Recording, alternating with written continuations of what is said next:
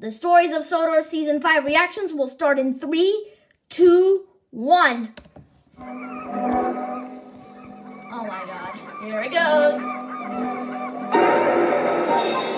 The train, for its type, is the most powerful vehicle on land. Like, I've seriously heard this intro so much that I can literally quote every word. Like, yeah, watch. And the engines of Sodor are the power behind the docks, industries, and branch lines that make up the world-renowned Northwestern Railway. See? Yep. Here it goes. These are the stories of Sodor. And here it goes, the Tugs intro. Here it goes.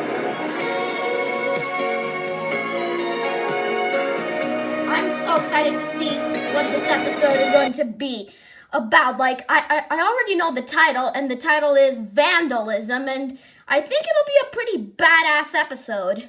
Yep, it's gonna be a pretty good episode, I hope. And also, I just realized it's very short, but you know what they say, short and sweet. Short and sweet. So yeah, let's continue.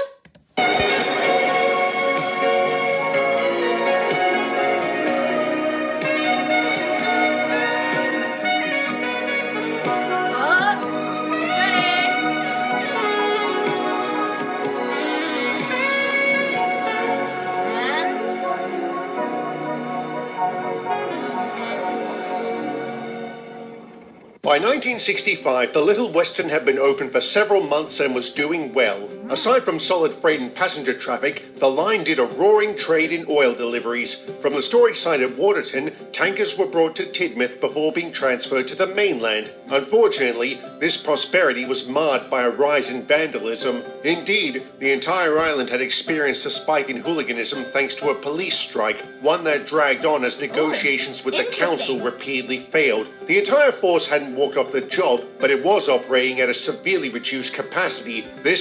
Yep, the policemen on Sodor are quite stupid because they're working very slowly. But yeah, gave the vandals free rein to break and smash things. Wait, so like I don't get it. So like they like give them they're like it's okay for you to break and smash things because you're vandals. Like what? Are the policemen on Sodor stupid or something? But yeah, it's quite stupid. But let's go on. And I'm sorry to say, the railway was one of their favorite targets. Yep.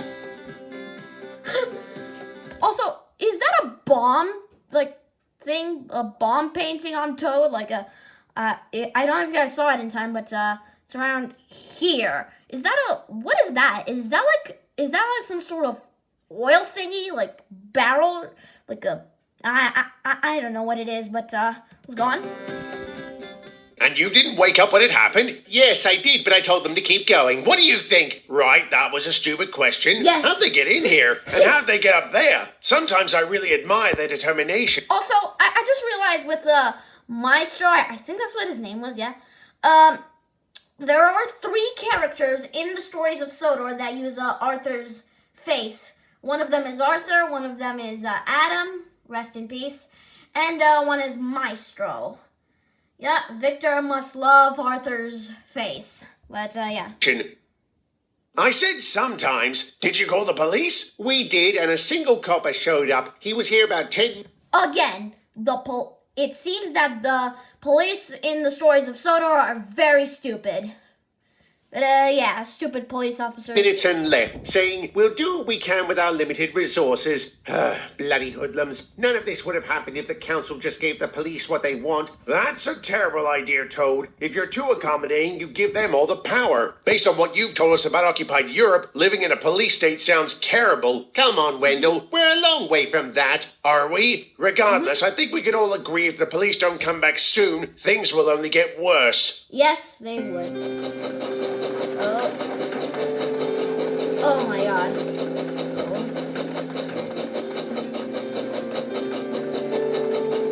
Wow, they really love to muck about the railway. Also, wait, can you say something? What's he saying? Wait, what's that? Does that look like some old engine piece or something? What's that? Also, what is that? Does this look like some piece of a pipe or something. Yeah, let's go on. Also, I love these moments. There are these moments in the stories of Sodor where not a single word is said. All we do is see and listen. I love those moments, especially in relationships. Relationships is probably the best example. I'll probably talk about more about that if I do a top 10 stories of Sodor episodes. I'll probably do that soon, next year. Probably in February maybe. But it's in the work. Oh, sorry, not in the works. It's an idea. But like I was saying, I love these moments. And yeah, I'm a sucker for these moments. But yeah, let's go on. What did you do? My driver pushed it aside. We tried to call the police at Callan, but got no answer. They were probably at Knapford. Those bloody hoodlums smashed up some of the coaches and tagged my tender. What'd they write? Something that reminded me I'm a war criminal. Oh my god, that honestly seems very rude. If you guys don't know, Peter committed a war crime in the Second World War, 1945. If you need more info about that, then you can just go and watch Trial, the episode Trial. But yeah, that's very hurtful, especially for someone that, I'm sure you get what I mean. Yeah, I do feel bad for Peter. But yeah, let's go on. When the coppers had a look, I heard one of them say, "Sounds about right." That's pretty poor form, but understandable. You can't have much sympathy for a crook, and I don't deserve it anyway. Sorry, I didn't mean to whine. Is my train ready? Yes, that's it on track 2. All right, thanks. Oh my god! Killer, oh my god! Oh my god. Oh my god! Wow, those vandals are really badass. Writing killer is just hurtful. I'm sure you get what I mean. Yeah, I would be surprised too. Oh, what's he saying? What's he saying? Oh my god. Oh, I saw this clip in the season 5 trailer, the trailer for season 5 of the stories of Sodor. And it looks like Donald has been involved in some accident here, and yep, it's involving the road, and let's go on. Oh, Peter's cross. So is Donald. Oh no. Commercial. Sorry, but I'm gonna have to skip this. Mai mult, aeroportul în Amsterdam are 3 terminaluri și 2... Go away. Bloody hoodlums. More like bloody points. They were jammed. Are you serious? I thought you lot fixed them. Be fair, Donald. It was before my time, and it's a sad fact anything mechanical will break down eventually. Yes, anything mechanical will break down eventually. It can't go on forever. That's true. That's very true. And, oh, I didn't mean to turn on the subtitles. I suppose. It's still annoying. The funny thing is, I was know. due to come in next week for an overhaul. Then we might as well kill 2 birds with 1 stone. Oh, sorry, Rob. Didn't see you there. How are you settling in? Very well, thank you. I can tell I'm going to... Who's this Rob fellow? Was he in, a previous episode and I didn't watch it yet? Because I haven't seen every episode. But you can guys just comment down below if you, yeah, if you can tell me who this Bob fellow is. I love it here. Excellent. Donald, allow me to introduce the new superintendent of Croven's Gate, Mr. Robert Hall. Oh, so they're introducing him in this episode, so I didn't miss anything. Nice. Nice to meet you, Mr. Hall. Please, call me Rob. And we have actually met before. We have? I'm sorry, I don't recognize you. I didn't think you would. I was about 8 years old when you last saw me. My brother and I watched you go by with the goods train. Our father was the guard. Is that so? What was his name? Great Scott! Seriously? No, I just noticed the time. I have a meeting with Sir Topham soon. I have to leave or I'll be late. Good luck. Thanks, Derek. Nice seeing you again, Donald. You too. Yep. I suppose. Hall. Ringing any bells? Not really. I've known several blokes by that name over the years. Maybe they all had the same father. Some of them, it wouldn't surprise me. What can you tell me about this one? Career railway engineer who's worked all over the country. He's helped design several of BR's more successful locomotives, both steam and diesel. He's also said to be a whiz when it comes to repairs and overhauls. Why'd you wish him luck? Because I know why he's going to see Sir Topham. He has this special project he wants to get off the ground. What I can't say project? any more, but it sounds amazing. Well, if that's true, What I'm sure Sir project? Topham will be interested. Indeed, he So would what? be, as would the rest of us when we learned about it. But that is a story for another day. However, Robert almost didn't make his meeting because hoodlums let a flock of sheep out of their paddock. Yes, I'm afraid the vandalism continued as the strike dragged on. As feared, each act became more destructive and disruptive. Yep. Also, the whole turntable, like, being damaged, it kind of reminds me of the season 17 episode, The Frozen Turntable. And I remember that the turntable was also damaged in, like, the SCP of Sodor prologue. I remember correctly that it was. But, again, you can correct me in the comments section. I actually don't think I've heard this, music before. What is this music? It's really cool. Oh, and all the engines are pissed. All right, either these bloody hoodlums are ghosts or we're just heavy sleepers. Either way, it's damn annoying. How I long know. until it's fixed, Derek? Maybe an hour, but I have to take the kipper in 15 minutes. Sorry, Henry, we can't work any faster. Bother! Don't worry, Henry. I can take the kipper for you. You can? Well, I'm literally the only one who can leave the shed, so why not? Aye, why not? Thanks, Jeffrey. I owe you one. Wow, I honestly really like Jeffrey in this episode, because I honestly really like his character arc throughout the stories of Sodor. Like, at the beginning, he was a devious engine as shown in Sting, but over time he matured and actually became nicer. He actually became a nice guy, and I quite like that. I really like that. Not at all. This is rather exciting. I can't remember the last time I took the flying kipper. Have you ever? I don't know. Assuming I haven't, do you have any advice for me? Be on time and don't crash into anything. The best advice one can give an engine. Exactly. Yes, quite. Also, be on time and don't crash into anything. Isn't that like for every job in the world? Like, yeah, that's kind of like for every like job in the world. Like, if you're on time and don't crash into anything, then you're a useful engine. And let's go on.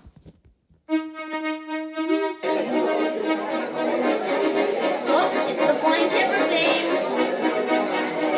Yep.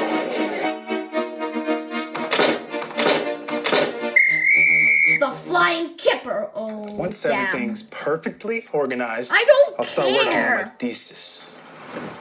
The flying kipper was ready to go.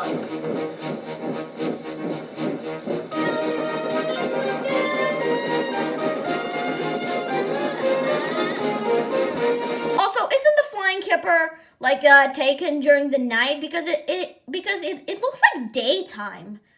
But maybe in this series it's also taken during the day. But yeah. Wow, this shot really is beautiful. I actually really like this shot. Yeah.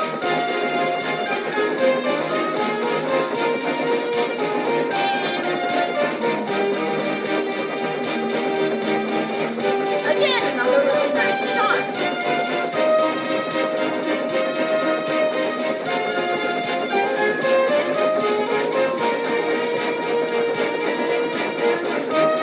I'm really getting heavy flying kipper vibes.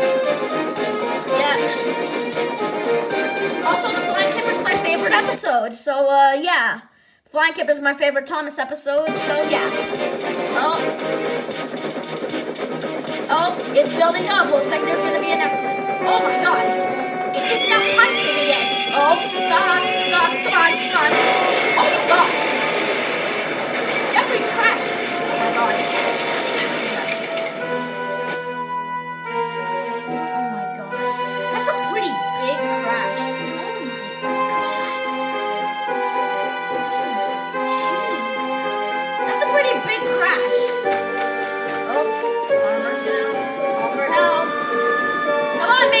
Go faster! Save this poor fellow! Oh, Derek too! Save him! Come on! Oh, they're on time. Oh my god.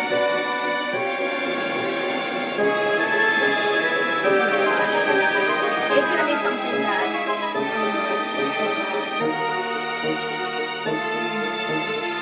It's a pretty big.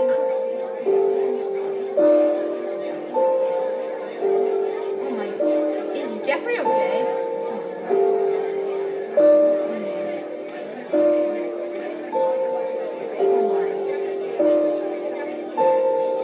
Oh my god. Well, something bad must have happened, but I don't know what. Yeah. Oh, looks like something sad. Oh my god. What's happened? Oh my. Oh, I've actually never seen that face on Mickey before. I've actually never seen this face on Mickey before. Must be a new face that we've never seen before. And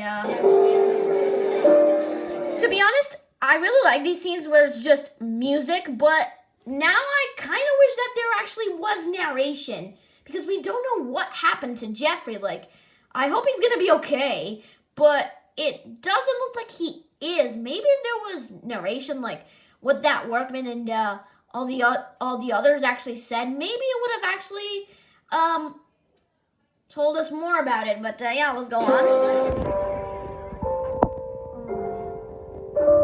Wait, they're all Was shot? there no hope, Derek? No. According to Mr. Hall, Jeffrey and his crew were likely killed on impact. Wait, they were killed? Jeffrey was killed in the accident? What? Jeffrey didn't seem dead.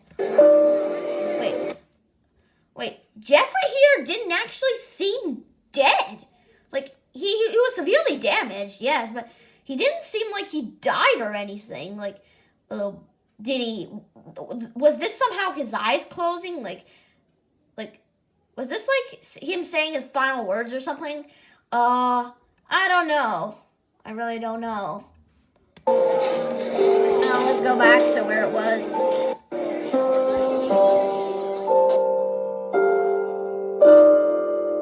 Was there no hope, Derek? No. According to Mr. Hall, Jeffrey and his crew were likely killed on impact. Oh my God. It should have been me. And I'm very glad it wasn't. So am I. Do you Yes. have any idea how... Yes, I'm glad that it wasn't Henry, because that would have been very depressing. Though this might not be the only death in this season, because apparently there are some rumors, like this is just a rumor, that Thomas and